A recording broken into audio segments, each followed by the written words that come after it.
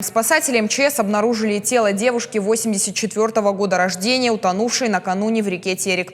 Инцидент произошел около полуночи в районе водной станции. Очевидец, находящийся с утонувшей на берегу реки, заявил, что их смыло в воду волной, которая прошла со стороны шлюзов. С его слов, девушка не смогла выплыть. Информацию о произошедшем мужчина сообщил в соответствующие службы не сразу.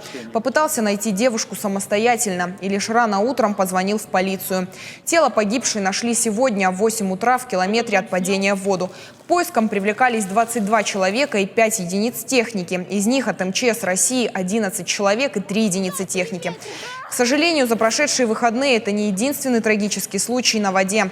Вчера в 14 часов 45 минут в Главное управление МЧС Республики поступило сообщение о том, что в 7 километрах от города Дегора в реке Дурдур утонул мужчина 1981 года рождения. Позднее его тело обнаружили добровольцы, которые принимали участие в поисках.